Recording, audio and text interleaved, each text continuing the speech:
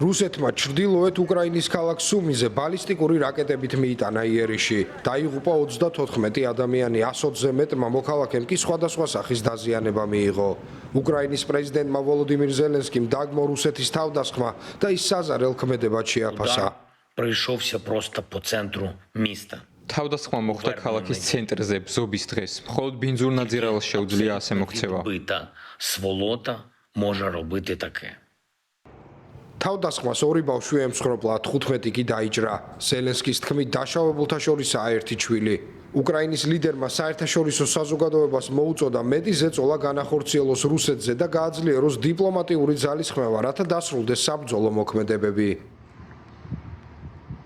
Тільки тиском, тільки рішучими діями. მხოლოდ ზეწოლას, მხოლოდ გადამწყვეტ მოქმედებებს შეუძლია ამის შეცვლა. თითოეული ბალისტიკური და ფრთოსანი რაკეტა, შაჰედის დრონები და პლანირებადი ბომბები არა მხოლოდ ჩვენს ხალხსა და საზოგადოებას ვნებს, არამედ დიპლომატიასაც და ყველა იმ ადამიანის პოლიტიკურ ძალისხმევას, რომლებიც რეალურად ცდილობენ ამ ყველაფრის დასრულებას. Але і по дипломатії, по політиці кожного, хто дійсно намагається все це завершити.